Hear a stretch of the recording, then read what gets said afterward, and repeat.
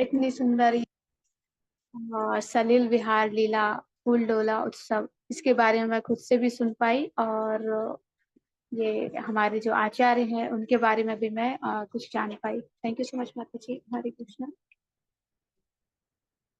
तो जैसे कि हमको आप सब काफी सीनियर डेवोटीज हैं और आपको ये सब पहले से ही आता है कि जितने भी पास्ट टाइम है, जो भी लीलाएं हैं, ये सब आपको पहले से ही आता है। बस आपने मुझे ये सेवा दी हुई है ताकि मैं भी इसके बारे में अच्छे तरीके से सिंसियरली पढूं और सीखूं, ताकि मेरा ही ये शुद्धि हो सके। तो थैंक यू सो मच माता जी। आज अभी मैं फर्स्ट टाइम, तो ये परमेश्वरी दास ठाकुर जी हैं, इनका तिरुभाव दिवस है, तो इनके बारे में जो भी पास्ट टाइम मुझे पता है तो वो आपको शेयर करने का कोशिश करती हूँ। मैंने सब कुछ अभी यूट्यूब से ही सीखा हुआ है और मुझे ये पहले नहीं आता था। तो ये परमेश्वरी दास ठाकुर जी हैं, इनको परमेश्वर दास ठाकुर जी भी कहते हैं। और ये महाप्रभु श्री चैतन्य महाप्रभु के ये शिष्य है और ये नित्यानंद प्रभु के ये सहयोगी है। हम्म। और ये द्वादश गोपाल में से ये पांचवें नंबर के ये गोपाल हैं। मतलब ये हमारे भगवान कृष्ण के ये बाल सखा ही हैं। और ये इनका नाम अर्जुन है, लेकिन ये महाभारत काल के अर्जुन नहीं है। वो जिन्होंने महाभारत युद्ध लड़ा, ये वो अर्जुन नहीं है। ये द्वादश सखाओं में से जो अर्जुन नाम के जो सखा है पांचवें नंबर के, वो अर्जुन सखा है ये। हम्म। और इनको नित्यानंद प्रभु का तो आशीर्वाद प्राप्त था ही, साथ साथ में इनको जानवा देवी माता जी, इनका भी इनको आशीर्वाद प्राप्त हुआ था। जयपुर में हमारे मतलब पहले तो वृंदावन में ही प्रकट हुए थे ये राधा गोविंद देव जी, गोविंद देव जी, है ना। तो इनके पास जो श्री राधा रानी का विग्रह है वो नहीं था, तो जानवा देवी माता जी ने क्या किया, श्री राधा रानी का बहुत सुंदर विग्रह ये भेजा, वृंदावन के लिए भेजा, है ना। तो उस समय पर जब ये राधा रानी का विग्रह वृंदावन के लिए भेजा जा रहा था, तो उस समय पर ये परमेश्वरी दास ठाकुर जी ये भी साथ गए हुए थे। मतलब इनके थ्रू ही वहां पर ये गया हुआ था, ये वहां पर थे। तो आज भी अभी तो ये डीटीज हमारे वृंदावन में नहीं रहते, अभी ये जयपुर में विराजमान है। जयपुर में हम इनके दर्शन कर सकते हैं। तो जब वहां पर हम ये श्री श्री राधा गोविंद देव जी के दर्शन करते हैं, तो वहां पर जो राधा रानी विराजमान है, वो राधा रानी जानवा देवी माता जी ने ही भेजा हुआ था। और इसके साक्षी ये हमारे परमेश्वर दास ठाकुर जी भी हैं। और इनका जो स्वभाव है बहुत ही सरल, बहुत ही ज्यादा विनम्र है ना। और ये तो महाप्रभु के शिक्षक ही है। मतलब अभी अगर हम देखें तो हम अगर ये हमारी गौड़ीय वैष्णव परंपरा में देखें तो डायरेक्ट हम महाप्रभु से एसोसिएट नहीं है ना। हमारे जो गुरु महाराज के भी गुरु महाराज के भी गुरु महाराज, ऐसे ऐसे करके हम जो कहते हैं ना दासानुदास करके, तो हम बहुत ही अगर कहे जाए तो डायरेक्ट हम उनसे एसोसिएट नहीं है। लेकिन ये परमेश्वरी दास ठाकुर ये बहुत ही ज्यादा सौभाग्यशाली थे, ये डायरेक्ट ही श्री चैतन्य महाप्रभु से एसोसिएट थे, उनके ही ये शिष्य थे। तो ये अभी हम लोग क्या करते हैं, जैसे हमने आप सबसे सुना, जो भी सीनियर डेवोटीज हैं उन सबसे सुना कि हाँ, हमको जपा करना चाहिए, हमको गीता पढ़ना चाहिए, और जो हमको आता है वो हमको दूसरों को भी शेयर करना चाहिए। ये सब हम लोगों ने आपसे ही सुना हुआ है, और जो भी हमारे आचार्य हैं, जो भी हमारे शिक्षा गुरु हैं, उनसे ही सुना हुआ है। तो सुनने के बाद हम लोग अभी भी अपने ही लेवल पर ये प्रचार प्रसार करने की कोशिश करते हैं।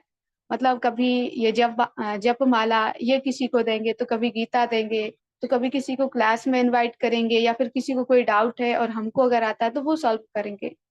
तो हम अभी भी ये सब करने का कोशिश करते हैं केवल सुनने मात्र से। तो वैसे ही परमेश्वरी दास ठाकुर जी ये भी यही करते थे। इन्होंने महाप्रभु से जो भी शिक्षाएं ग्रहण की थी वो सारी शिक्षा दूसरों को शेयर करते थे, उनको बताते थे कि कैसे हरि नाम ही सार है ना। तो आपको कैसे जप करना चाहिए, कैसे प्रभु की सेवा करनी चाहिए, ये सारी चीजें वो लोगों को शेयर करते थे, उनको भक्त बनाते थे वो। हम्म। और और ये इनका एक स्वभाव था, ये इनको कीर्तन बहुत ही ज्यादा पसंद आता था, और ये उछल उछल करके ये नृत्य करते थे। तो कृष्णदास जी और ये परमेश्वर दास ठाकुर जी, ये दोनों ही साथ मिल करके खूब जोर जोर से कीर्तन करते थे। तो जो भक्त होते थे उनको तो कीर्तन लगता था, उनको बहुत आनंद आता था। लेकिन जो भक्त नहीं है, है ना, जिनको ये तथाकथित जो गाने होते हैं जिनमें ये स्त्री पुरुष इन सब का ही ये कुछ-कुछ लिरिक्स होते हैं, उनको जो पसंद आता है, तो उनको ये भगवान का कीर्तन पसंद नहीं आता, तो उनको ये शोर लगता था। तो कुछ लोग ने क्या किया कि ये लोग अभी तो ज़ोर-ज़ोर से नाचेंगे, कूदेंगे, अभी तो चिल्ला रहे हैं। तो उन लोगों ने क्या किया, मरी हुई एक लोमड़ी पकड़ी और जहाँ पर ये कीर्तन कर रहे थे, नृत्य कर रहे थे, वहाँ पर ये मरी हुई लोमड़ी वहाँ पर डाल दी। तो उनको लगा कि ये जब देखेंगे तो इनको ये विघ्न उत्पन्न हो जाएगा, मतलब थोड़े टाइम के लिए ही सही लेकिन ये रुक जाएँगे। लेकिन वो रुके नहीं, जैसे ही मरी हुई लोमड़ी उन लोगों ने देखी, परमेश्वर दास ठाकुर ने देखी मरी हुई लोमड़ी, तो उनका स्पर्श पाते ही, उनका दृष्टिपात होते ही वो मरी हुई लोमड़ी फिर से जीवित हो उठी और होने के बाद इधर-उधर उछलने लगी। तो वो लोग ये सारी चीज़ें छुप के देख रहे थे कि कैसे मरी हुई लोमड़ी से इनको विघ्न उत्पन्न हो जाएगा, ये रुक जाएँगे, मुझे मज़े आएँगे, मुझे आनंद आएगा। लेकिन वो विघ्न तो उत्पन्न नहीं हुआ, वो और ज़ोर-ज़ोर से नाचने लगे और मरी हुई लोमड़ी जब ज़िंदा हो गई, तो इन्होंने कहा कि अगर हम पकड़े गए तो अभी हमारी ही पिटाई होगी या फिर हमको दंड मिलेगा। क्योंकि ये साधारण इंसान नहीं है। अगर हमारे पास मरी हुई लोमड़ी या कुछ भी मरा हुआ हमारे पास आ जाए, तो हम कुछ भी कर लें, वो हमारे सामने जीवित तो हो ही नहीं सकता। एक बार प्राण गए सो गए, ना? तो उनको यही लग रहा था कि सामान्य जन है, लेकिन जैसे ही ये इतना सुंदर, इतना अद्भुत चमत्कार उन्होंने देखा, तो उन्होंने कहा कि शायद हो सकता है कि मुझे श्राप दे दें या मुझे कोई दंड दे दें। तो देखते ही फिर वो वहाँ से भाग गए। ऐसी बहुत सारी लीलाएँ ये परमेश्वर दास ठाकुर जी की हैं, ये डायरेक्टली एसोसिएट है हमारे चैतन्य महाप्रभु से। तो परमेश्वर दास ठाकुर की जय। और हम सब आइए इनसे प्रार्थना करते हैं कि हम पर भी अपनी कृपा दृष्टि ये बनाए रखें, ताकि हम अभी जिस भी लेवल पर प्रचार कर रहे हैं या जितना भी हमको आता है, तो उससे और भी ज़्यादा हमको आए और भी अच्छे से हम लोग प्रचार-प्रसार करें। हुँ? ताकि हम भी प्रभु की सेवा करें और लोगों को भी भगवान की सेवा में लगा सकें। तो इसके बाद हम लोग ये फूल डोल ये सलिल विहार, हाँ, इसका ये थोड़ा-सा इसके बारे में भी जानने का प्रयास करेंगे।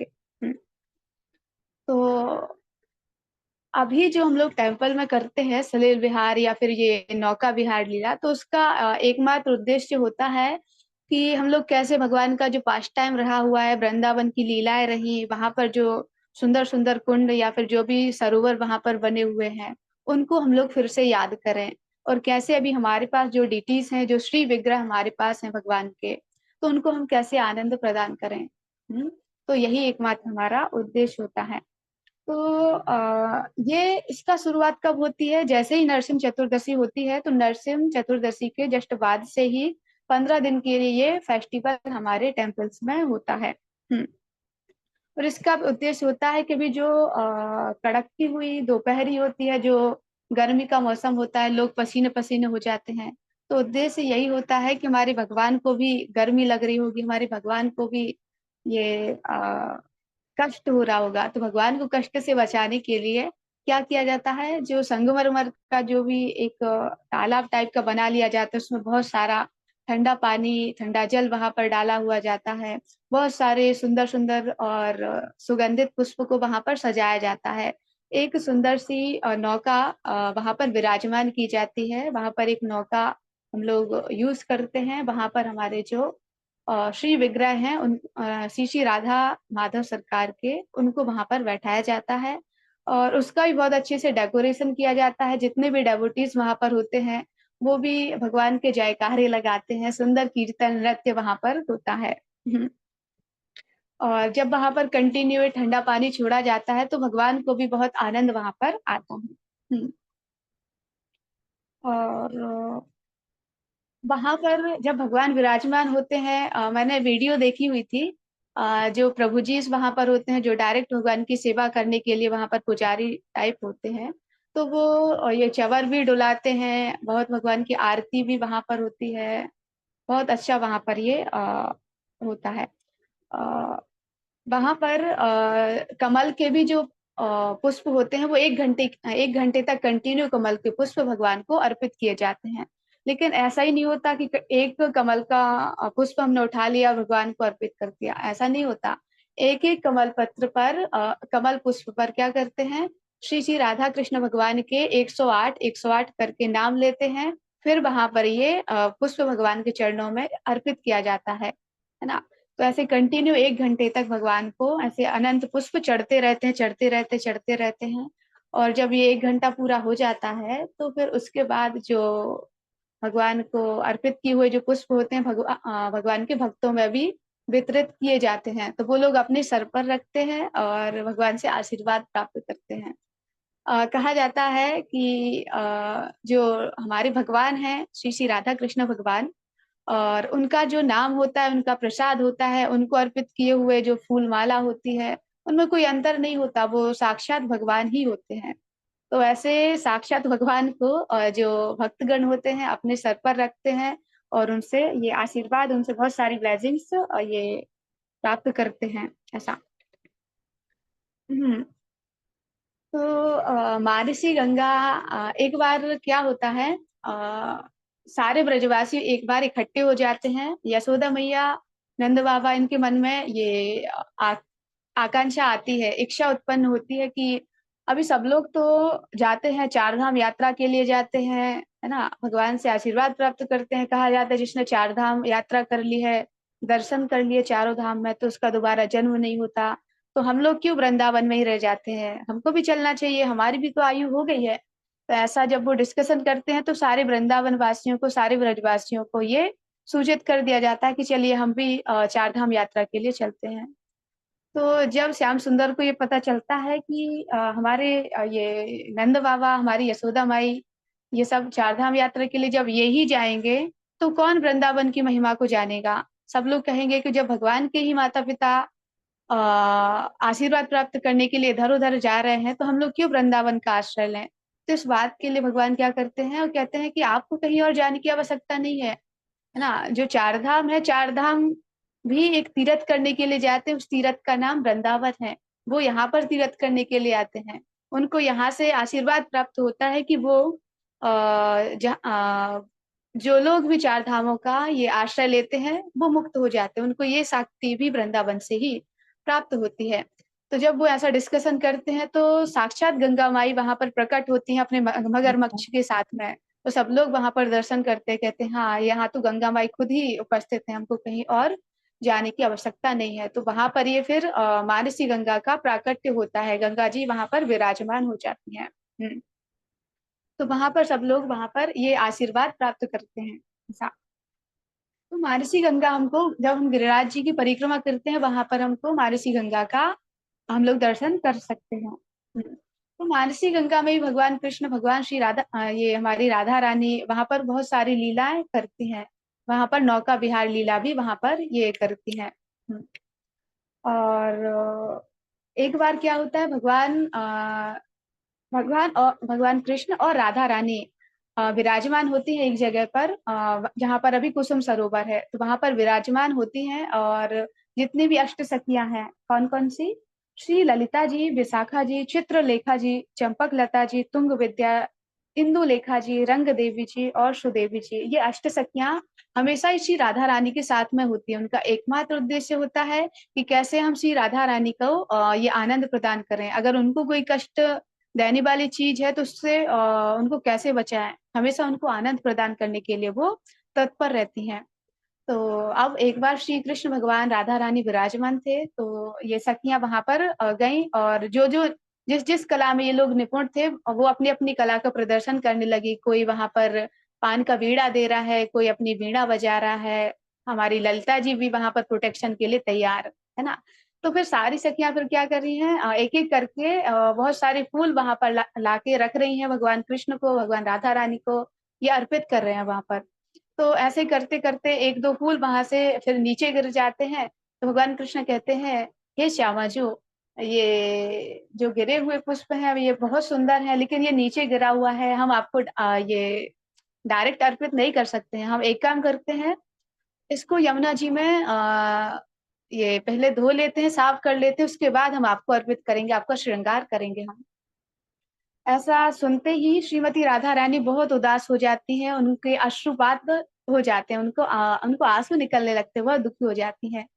और ये सोचते ही जब कृष्ण भगवान को ये पता होता है कि हाँ मैं दूर जा रहा हूँ इसीलिए ये दुखी हो रही हैं, सखियों को भी ये पता चल जाता है, लेकिन उनको श्रृंगार तो करना ही था, है ना? तो जैसे ही भगवान दूर जाने लगते हैं, राधा रानी ये दुखी हो जाती हैं। तो फिर साथ-साथ में फिर क्या होता है कि वहाँ पर फिर एक भगवान वहाँ पर दूर नहीं जाते हैं, वहीं पर एक सरोवर उत्पन्न हो जाता है, जिसको हम कुसुम सरोवर कहते हैं। उस सरोवर में बैठ कर के, उस सरोवर पर ही बैठ कर के कृष्ण भगवान श्रीमती राधा रानी का श्रृंगार करते हैं और तरह-तरह के जो सुंदर-सुंदर पुष्प हैं, उनको राधा रानी के केसों में लगाते हैं। राधा रानी एक आईना अपने हाथ में लिए रहती हैं।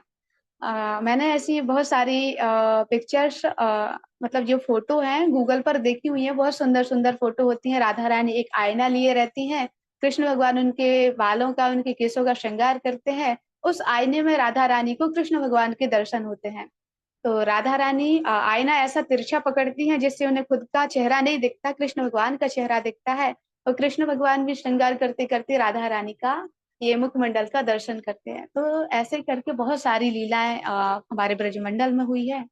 एक लीला को मैंने सुना हुआ था यूट्यूब से ही मैंने सुना हुआ था। अगर उसमें कुछ ये गलतियाँ होती हैं तो आप लोग मुझे क्षमा कर दीजिएगा, मैं आपको ये सुनाने का प्रयास करती हूँ। तो ये जो नौका विहार लीला इससे पहले नौका विहार लीला नहीं हुई थी, है ना? तो एक आकस्मिक नौका विहार लीला का आयोजन हमारे कृष्ण कन्हैया करते हैं। तो उसमें क्या होता है, अब बहुत शायद 1-2 दिन ऐसे हो गए थे कि कृष्ण भगवान के दर्शन राधा रानी ने किए नहीं थे। अब राधा रानी बहुत ही ज़्यादा व्याकुल हो गईं, तो राधा रानी ने कहा कि ये तो बरसाने नहीं आ रहे हैं, तो क्यों ना हम ही वृंदावन चलें, क्यों ही हम भगवान कृष्ण के दर्शन करने के लिए चलें। तो गोपियाँ तो यमुना पार वहाँ पर ये वृंदावन में जाती ही थी दही बेचने के लिए। तो तो गोपियाँ कहती हैं कि श्यामा जी, आप इतने दुखी हो रहे हैं, तो इससे अच्छा है आप हमारे साथ में ही चलिए। वहाँ पर ये हम दही का दही बेचेंगे, आप कृष्ण भगवान के आप श्याम सुंदर के दर्शन कर लेना। तो राधा रानी भी चल पड़ती हैं वहाँ पर। तो जैसे-तैसे ये यमुना पार करके वो पहुँच तो जाती हैं वहाँ पर। लेकिन अब जब वहाँ पर पहुँच जाती हैं तो एक भी गोपी का दही नहीं बिकता है, कोई दही नहीं खरीदता है और राधा रानी भी पूरे दिन बाट निहारती रहती हैं, इंतज़ार करती रहती हैं, कृष्ण कन्हैया के दर्शन उनको नहीं होते हैं। वो बहुत व्याकुल होती हैं और कहती हैं कि अब तो काफ़ी शाम का समय हो गया है, रात्रि आने ही वाली है, हमको तो कोई नौका नहीं मिल रही है, कैसे हम यमुना पार करके बरसाने जाएँगे, है ना? तो ऐसा मार्ट से पहले उनको वृंदावन जाना था, वृंदावन से उनको बरसाना जाना था। तो कहती हैं कि कैसे हम ये मार्ट से वृंदावन जाएँगे? वहाँ से काफ़ी दूरी भी तो है। तो ऐसी चिंता वो करती रहती हैं, इधर-उधर ताकती-झाँकती रहती हैं कि काश कोई एक नाव तो मिल जाए, कैसी भी नाव मिल जाए, हम इससे वृंदावन पहुँच जाएँ, वृंदावन से बरसाने पहुँच जाएँगे। तब जाकर के यमुना जी में एक छोटी-सी नौका उनको दिखती है। बहुत छोटी-सी ही नौका होती है, जहाँ पर बस 1-2 ही लोग बैठ सकते हैं। उसमें एक छोटा-सा बालक श्याम सुंदर कलर का ही एक छोटा-सा बालक होता है। एक ऊँची धोती पहने रहता है और सुंदर मोर-पंख तो उनका छुपा रहता है। एक पगड़ी वहाँ पर वो पहने रहते हैं, बहुत सुंदर दिखते हैं। तो गोपियाँ कहती हैं कि हाँ, एक छोटी-सी ज़रा-सी नाव तो हमें दिख रही है और उसमें एक छोटा ज़रा-सा बालक भी बैठा हुआ है, छोटा-सा ये मल्हार बैठा हुआ है। तो राधा रानी कहती है कि जैसा भी है इसको यहाँ पर बुलाओ, है ना? उसको बुलाओ, हम लोग उसके साथ ही जाएँगे जैसा भी हो, क्योंकि अगर हम यहाँ पर लेट हो जाएँगे तो वृषभानु जी हमको बहुत डाँटेंगे। गोपियाँ कहती वृषभानु जी तो आपको डाँटेंगे ही, मेरी तो पिटाई हो जाएगी, हम सबकी तो पिटाई हो जाएगी, क्यों हम आपको इतनी रात में वहाँ पर लेके आए हो, क्यों घर पर अभी तक नहीं छोड़ा? तो फिर जैसे-तैसे करके वो लोग आवाज़ लगाती हैं, उस मल्हार को आवाज़ लगाती हैं कि अरे भैया इधर को तो आओ, अ, हमको तो पार कर दो। तो श्याम सुंदर आते नहीं हैं आसानी से, फिर वो कहते हैं कि आप प्रेम से बुलाओ तभी आएँगे हम। तो वो बड़े प्रेम से उनको बुलाती हैं, तब श्याम सुंदर अ, ये जहाँ पर राधा रानी अष्टसखियों के साथ विराजमान है, वहाँ पर वो अपनी नाव लेकर के जाते हैं। अब वो कहते हैं कि हाँ, क्या हुआ? क्यों मुझे आवाज़ लगा रहे हो? तो वो कहती हैं कि हमको ये वृंदावन की ओर जाना है, आप हमको ले चलेंगे क्या? तो श्याम सुंदर उनको मना कर देते हैं, कहते हैं आपको दिखती नहीं है, इतनी छोटी-सी तो नाव है हमारी, आप ये इतने सारे लोग थोड़ी आएँगे, इतने मोटे-मोटे लोग थोड़ी आएँगे। अगर जाना है तो मैं आपके बीच में जो आपकी सिरमौर विराजमान है ना? जो गौर वर्ण की हैं, इनको बस ले चलूँगा, इनकी ही इनको बैठने लायक ही जगह है हमारे पास। तो राधा रानी मना कर देती हैं। राधा रानी श्याम सुंदर से तो बात नहीं करती हैं, सखियों को कहती हैं कि मैं अकेले नहीं जाऊँगी, मैं नहीं जानती इसको कि कौन है, कहाँ से आया है, मैं इनके साथ अकेले नहीं बैठूँगी, अगर आप सब बैठती हैं तभी बैठूँगी मैं। तो सखियाँ कहती हैं कि अरे श्यामाजू, आप बस एक बार तो बैठ जाओ, अगर वो हमको नहीं भी ले जाएगा तो हम उछल-उछल करके ज़बरदस्ती नाव पे चढ़ जाएँगे, आप बस बैठ जाओ एक बार। तो श्यामाजू वहाँ पर विराजमान हो जाती हैं उस नाव में, हमारी राधा रानी विराजमान हो जाती हैं। और जैसे ही श्याम सुंदर चलाने लगते हैं तो उछल-उछल करके सखियाँ भी बैठ जाती हैं उस नाव में। तो कुछ सखियाँ तो श्याम सुंदर की गोदी में ही बैठ जाती हैं, कुछ नाव में लटक जाती हैं, जैसे-तैसे करके अष्ट सखियाँ विराजमान हो जाती हैं उस नाव में, है ना? तो फिर वो कहते हैं वो सखियाँ बैठ बैठ तो जाती हैं ज़बरदस्ती, फिर कहते हैं, "आप अपनी इस नाव को सजा नहीं सकते क्या? सुंदर फूल नहीं लगा सकते क्या? ज़रूरी है इतनी छोटी-सी नाव, थोड़ी बड़ी नहीं कर सकते क्या? इतनी बेकार सी नाव आपकी है।" तो वो कहते हैं कि देखो, मैं कोई मल्हार-वल्हार नहीं हूँ, है ना? ये और ना मैं पैसे कमाने के लिए आया हूँ, मेरा तो शौक है नाव चलाने का, है ना? तो मेरे बाबा ने मुझे छोटी-सी नाव दिलाई है, पैसों से खरीदी हम लोगों ने ये नाव, ये कोई पैसे कमाने के लिए नहीं है, ये मेरे शौक के लिए है ना? तो ये मुझे मत सिखाओ कि ये फूल नहीं लगा सकते या बड़ी नाव नहीं हो सकती। तो वो भी थोड़ा-सा झगड़ा करने लग जाते हैं श्याम सुंदर। फिर बाद में जब नाव बीच में पहुँच जाती है तो फिर वो कहते हैं कि सखिया कहती हैं, "अब नाव क्यों रोक दी?" तो कहते हैं अब मुझे तो नींद आने लगी है, मैं तो थक गया हूँ। तो कहती हैं सखियाँ कहती हैं तो तुम्हारी थकान कैसे दूर होगी? तो कहते हैं अब मेरी नाव तो छोटी-सी है, अगर आप लोग इतने सारे मोटे-मोटे लोग नहीं बैठे होते तो मैं तो जैसे-तैसे करके पार हो ही जाता। अब मुझे बहुत ज़्यादा एनर्जी लग रही है ना? तो मैं तो भूखा हो गया, मुझे नींद आ रही है, अगर कुछ खाने के लिए है तो मैं चल सकता हूँ। तो जो सखियाँ कहती हैं, "हाँ, हाँ, हमारे पास माखन है, किसी ने लिया भी नहीं, तो यही खा लो।" तो कहते, "नहीं, नहीं, तुम्हारे हाथ से नहीं खाऊँगा।" तो बोलते, "फिर?" बोले, "आपके जो सिरमौर विराजमान है गौरवर्ण श्री राधा रानी, है ना? इनके हाथ से खाऊँगा।" तो ये सखियाँ कहती कि, "नहीं, नहीं, वो क्यों खिलाएँगी? हम हैं ना, हम खिलाएँगे, हम तो उनकी दासी हैं, हम खिलाएँगे, है ना? वो क्यों खिलाएँगी?" तो बोले, "तो फिर मैं तो सो जाऊँगा, मैं तो इधर ही सो जाऊँगा, कोई आगे नाव नहीं जाएगी हमारी।" तो सखिया कहती हैं, "अरे! जैसे भी हो रात बहुत ज़्यादा हो रही है, चलो, चलो श्यामा जो आप इनको खिला दो, बस बस माखन ही तो खिलाना, बस खिला दो एक बार और ये हमको पार कर देंगे।" तो अब हमारी राधा रानी उनको जैसे ही माखन खिलाने लग जाती हैं, तो उसके बाद फिर चलाने लग जाते हैं। फिर इतनी गोल-गोल नाव घुमाते, इतनी गोल-गोल कि बहुत समय बीत जाता है, लेकिन वो किनारे पहुँचते ही नहीं है। अब सखियाँ कहती हैं कि क्या हुआ? 1-2 घंटे तो हो ही गए हैं, क्यों अभी तक हम नहीं पहुँचे हैं? तो कहते हैं, "अरे! तुम लोग इतने भारी भरकम हो, इससे अच्छा तो एक काम करो, अगर जल्दी जाना है तो 2-3 लोग इस यमुना में ही कूद जाओ, है ना? ताकि नाव हल्की हो जाएगी हमारी, है ना? नाव हल्की हो जाएगी तो हम पहुँच जाएँगे।" तो सखिया कहती हैं, "हम तुमको ही नाव में फेंक देंगे, तुमको ही यमुना में फेंक देंगे। चलो जल्दी-जल्दी, चलो जल्दी-जल्दी।" तो फिर श्याम सुंदर कहते हैं कि अगर आपको जल्दी जाना है तो एक काम करो, आपकी जो स्वामिनी है, इनको कहिए कि मेरी ओर निहारे ये मुझे देखें, अगर मुझे देखेंगे तो मेरे अंदर और उत्साह आएगा और मैं फिर नाव चलाऊँगा। तो श्यामा जैसे ही सखियाँ पहुँचती हैं राधा रानी के पास, तो राधा रानी कहती हैं, "नहीं, नहीं, मैं नहीं देखूँगी, ये तो बहुत हो रहा है। अरे सखियों, तुम तो मुझे हमेशा बचाती थी कि इसको नहीं देखना है, उसको नहीं देखना है। अब तुम क्यों कह रही हो कि इसको देखना है? मैं तो इसको जानती भी नहीं, मैं नहीं देखूँगी।" बोली, "अरे नहीं, ये तो जब मौका पड़ता है तुम तो गधे को भी बाप बनाते हैं। अरे राधा रानी, एक बार निहार लो बस, एक बार देख लो इनको।" तो राधा रानी देखती हैं लेकिन तिरछी-तिरछी निगाहों से उनको देखती हैं, तिरछी-तिरछी नज़रें करके उनको देखती हैं। अ, फिर वो कहते हैं, "नहीं, ऐसे नहीं चलेगा, हम नहीं मानेंगे ऐसे, है ना? आपको तो ये करना पड़ेगा, आप प्रेम से मुझे देखिए तभी हम चलाएँगे।" तो फिर राधा रानी मुँह फुला के जैसे-तैसे उनको अच्छे से देखती हैं, फिर कृष्ण भगवान ये नाव चलाने लग जाते हैं। अब तो राधा रानी को बड़ी घबराहट होने लगती, कहती है कि मैं तो जानता नहीं ये इतना अँधेरा हो रहा है, इसके तो इरादे ठीक नहीं लग रहे हैं मुझे, पता नहीं क्या चाहता है ये, है ना?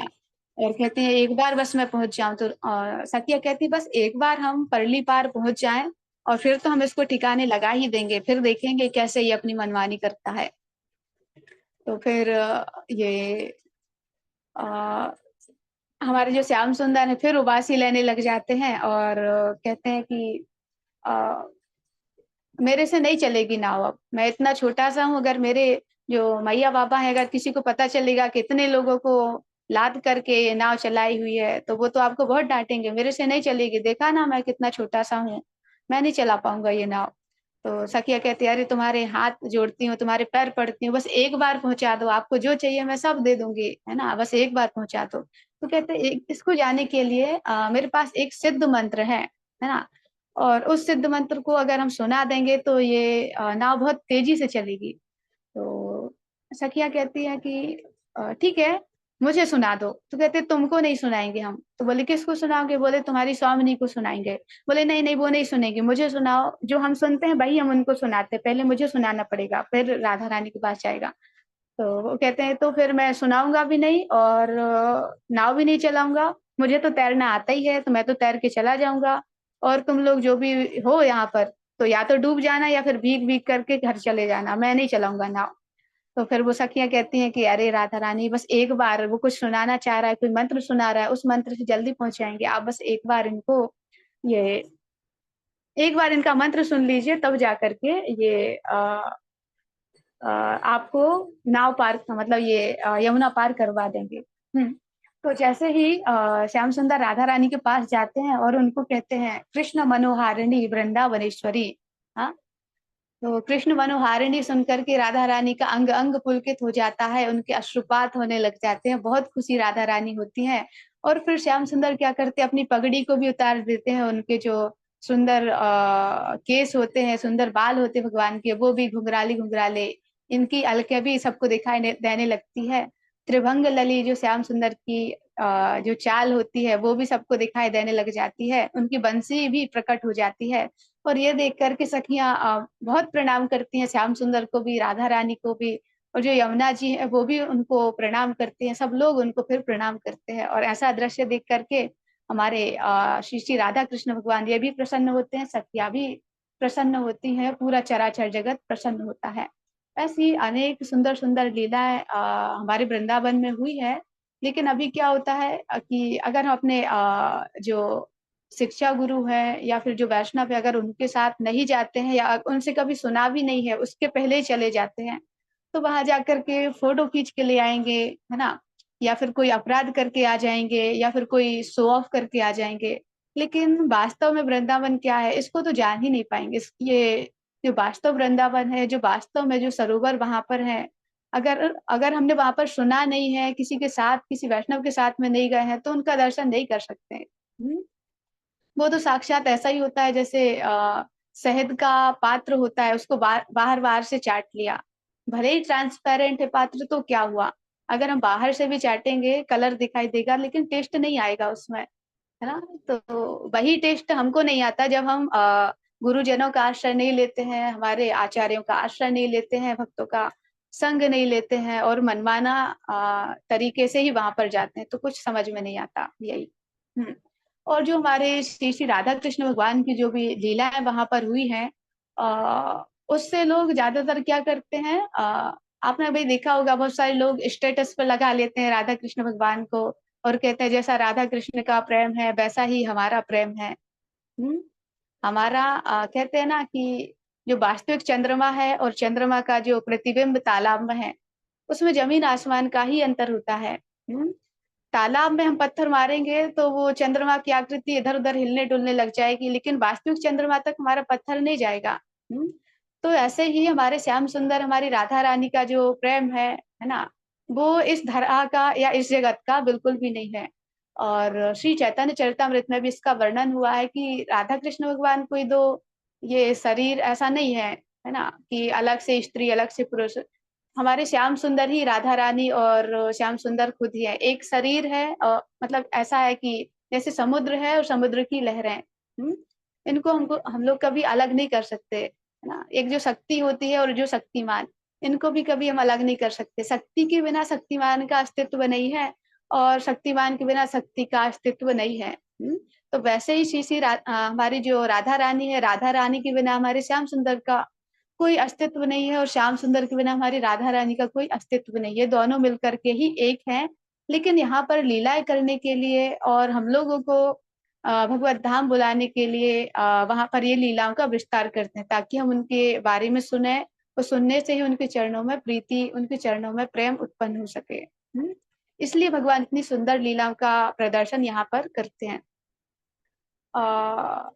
ये गोविंद देव जी, जो गोविंद गीत होता है उसमें भी तो वर्णन आता है, हाँ, कि हमारे जो श्याम सुंदर है वो क्या करते हैं, राधा रानी के श्री चरण कमलों को अपने सर पर रखते हैं, और उनको बहुत आनंद इसमें आता है।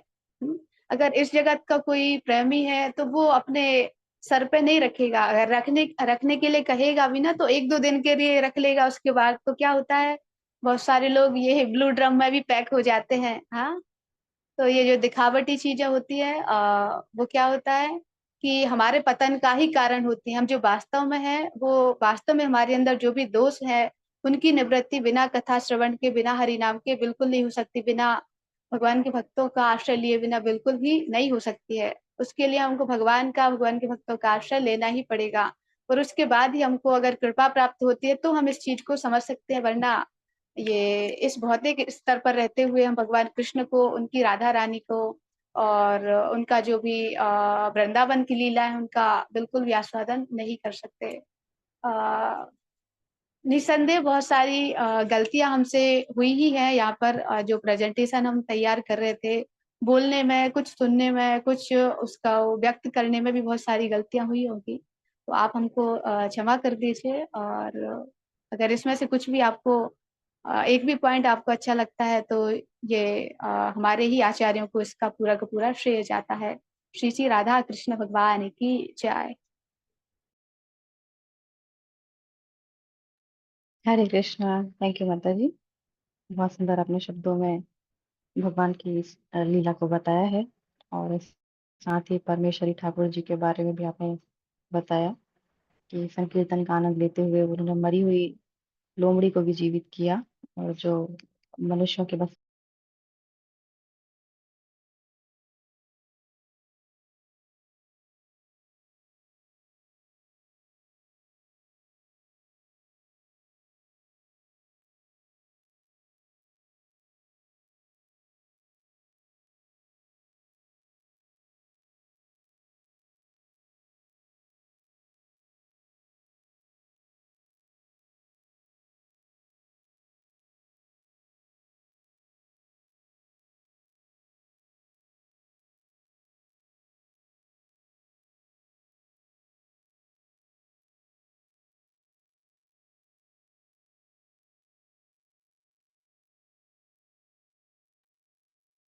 हरे कृष्ण माता जी, आवाज नहीं आ रही है आपकी। हरे कृष्ण। हरे कृष्णा। शायद प्रभु जी कुछ बोल रहे थे और वो डिस्कनेक्ट हो गए हैं। ठीक है, जो डिवोटी शेयर करना चाहे कर सकते हैं, एड्रेस कर सकते हैं, डायरेक्टली अनम्यूट कर सकते हैं।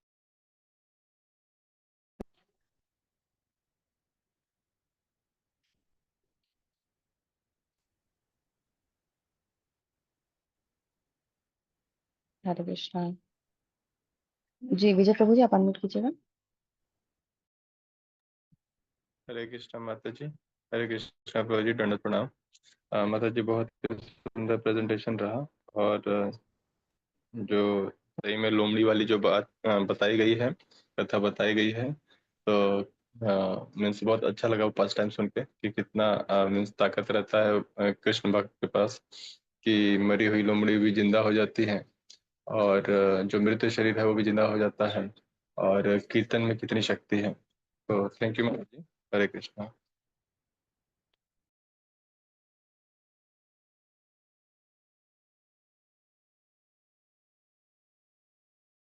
हरे कृष्णा। हरे कृष्ण माता जी। प्रभु जी ने ज्वाइन किया है, शायद अनम्यूट भी है। प्रभु जी, आपकी वॉइस बिल्कुल भी नहीं आ रही है। हरे कृष्णा।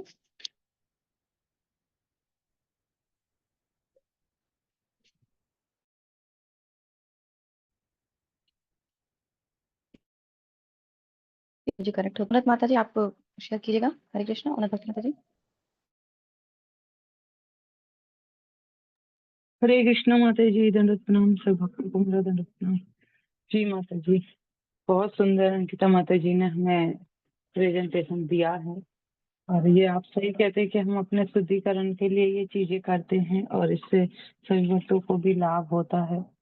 और जो भाव आपके अंदर प्रकट हो रहा था ये बताते हुए कि जो मंगल ठाकुर जी हैं उनके लिए भी कि मतलब हरि नाम से ही मतलब किस प्रकार से उद्धार हो सकता है कि मृत जीव जंतु भी मतलब उससे जी सकते हैं। और वो चैतन्य महाप्रभु से ही, उनका ही आशीर्वाद था उन पे।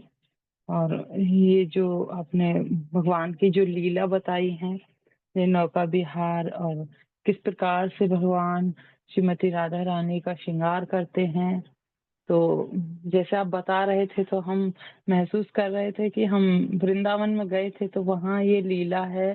जैसे जो मनिहारे का वेश बनाए श्याम चूड़ी बेचना है, तो वहाँ भगवान ने और श्रीमती राधा रानी ने एक जैसे ही ड्रेसेस पहनी हुई हैं और मतलब आप पहचान नहीं सकते कि भगवान कौन से हैं और श्रीमती राधा रानी कौन से हैं।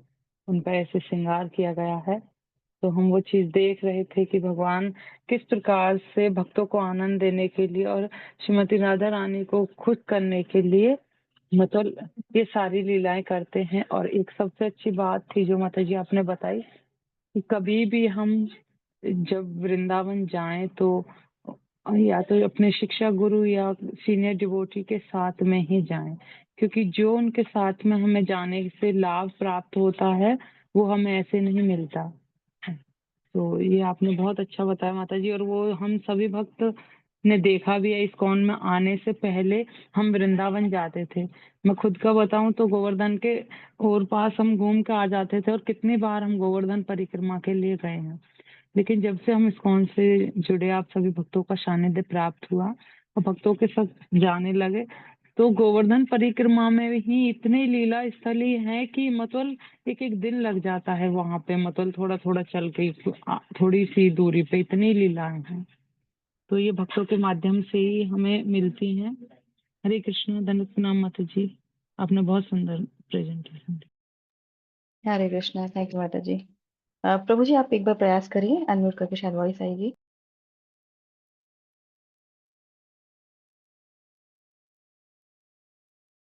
हरे कृष्णा। कोई डिवोटी बता सकते हैं, शायद मेरा नेटवर्क प्रॉब्लम है क्या? नहीं आ नहीं रहा है माता जी। नहीं है। वॉइस प्रभु जी की आ नहीं रही है। प्रभु जी दंड प्रणाम, वॉइस आ नहीं रही प्रभु जी आपकी।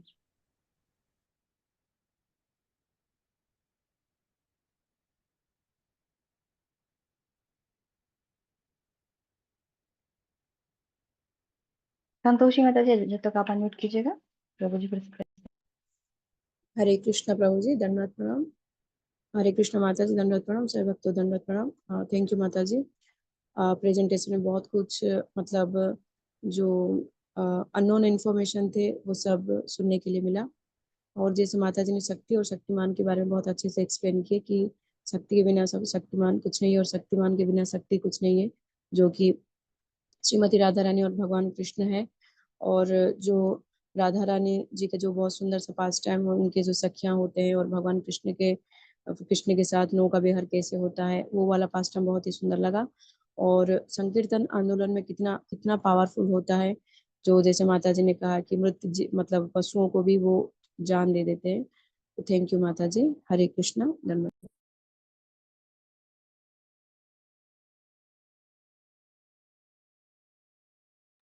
हरे कृष्णा। थैंक यू माता जी। मनीषा माता जी आप अनम्यूट कीजिएगा। हरे कृष्णा माता जी, सभी भक्तों को पंचांग प्रणाम। अंकिता माता जी, हम आपको बहुत बहुत धन्यवाद देते हैं कि आपने इतने सुंदर प्रेजेंटेशन तैयार किया। आपने परमेश्वरी दास ठाकुर जी के बारे में बताया, जो मैंने पहले नहीं सुना था कभी, और इतनी सुंदर तरीके से आपने सब कुछ बताया। हरि नाम संकीर्तन की महिमा को बताया कि किस तरह मरी हुई लोमड़ी भी जीवित हो जाती है, और हरि नाम का कि कितनी महिमा है कि सब लोग और ज्यादा प्रसन्न हो जाते हैं, और जो बुरा सोचने वाले हैं वो सब देखते रह जाते हैं। और आपने जो नौका विहार लीला बताई अष्ट सखियों के साथ, राधा रानी और भगवान श्री कृष्ण कितनी सुंदर लीला करते हैं, तो ये भी हमने पहली बार सुना है।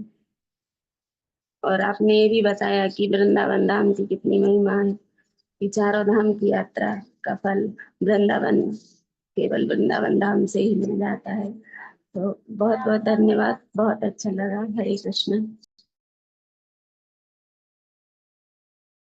हरे कृष्णा। Thank you. शिवपाल प्रभु जी अनम्यूट कीजिएगा। हरे कृष्णा। अनुपम प्रभु जी, हरे कृष्णा। आप सभी को अनुपम। माता जी को बहुत बहुत धन्यवाद। बहुत ही सुंदर प्रेजेंटेशन। और मतलब जैसे हरि अनंत हरि कथा अनंत, तो भगवान के जो भक्त हैं किस प्रकार से भगवान को हर समय आनंद देने के लिए आते हैं। तो किस प्रकार से माता जी ने जैसे बताया कि 5वें गोपाल हैं, अर्जुन उनका नाम है, लेकिन वो अर्जुन नहीं, अष्ट सखाओं में से जो है वो अर्जुन है।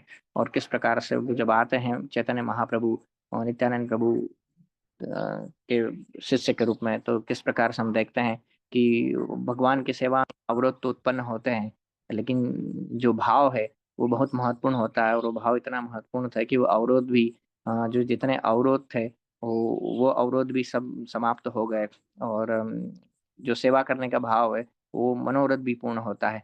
और दूसरा पास टाइम में ऐसा लग रहा था, जैसे माता जी भी कह भी रहे थे, कि जैसे हम स्वयं प्रत्यक्ष अपनी आंखों के सामने ऐसा दृश्य हो रहा है कि छोटी सी नौका है, उसमें नाविक बनकर किस प्रकार से भगवान यहाँ पर आ रहे हैं और बोल रहे हैं। और फिर वो बोलने का भाव जो है माता जी का कितना सुंदर है, कि हमने तो पैसा से खरीदी है, छोटी सी नाव है, हमने कोई पैसा कमाने के लिए नहीं खरीदी है। तो जिस प्रकार से भगवान का जो भाव रहता है, इस प्रकार से भगवान लीलाएं करते हैं। और फिर जो सखियां हैं वो भी किस प्रकार से राधा जी को प्रोटेक्ट करती हैं, कि डायरेक्ट कृष्ण कितना प्रयास कर रहे हैं भगवान, कि मैं प्रत्यक्ष रूप से ऐसे कि केवल उनको ही बिठा के ले जाऊं या फिर उनके हाथ से माखन खाऊं। लेकिन जो सखियां हैं बिल्कुल एक घेरा बना के रखती हैं, और यही भगवान के साथ में उनकी लीलाएं होती हैं। हरे कृष्णा अनुपम। थैंक यू माता जी। हरे कृष्णा। Thank you Pradeep. तो प्रभु जी ने मैसेज सेंड किया है। Hare Krishna, sorry due to technical issues unable to speak, I will send audio message in group. Okay. तो माता जी ने बहुत सुंदर प्रेजेंटेशन दिया और अच्छे सुंदर शब्दों में बताया लीलाओं को, ऐसा व्याख्या की कि हम सभी उसका आनंद ले पा रहे थे। तो बहुत बहुत धन्यवाद उनको। और हम आशा करते हैं कि वो प्रयास करेंगी, उनको जैसे समय मिले वो कक्षा ज्वाइन करा करें। आइए हम सब अनम्यूट करते हैं, प्रार्थना करते हैं उनके लिए। हरे कृष्ण महामंत्र से धन्यवाद देते हैं। हरे कृष्ण हरे हरे कृष्ण कृष्ण कृष्ण हरे कृष्ण हरे कृष्ण राम हरे हरे राम कृष्ण राम हरे राम राम राम हरे हरे हरे। हरे हरे राम हरे राम राम राम हरे। हरे कृष्ण हरे प्रभु जी, कृष्ण माता हरे जी, सभी भक्तों को हरे पंचांग राम प्रणाम। हरे हरे राम राम कृष्ण राम हरि हरे। हरि बोल। दंडवत प्रणाम। हरे कृष्ण। कृपा सिंधु जय बच्चा पतितानां पावनेभ्यो वैष्णवेभ्यो नमो नमः। जगत गुरु श्री प्रभुपाद की जय। अनंत कोटि वैष्णव वृंद की जय।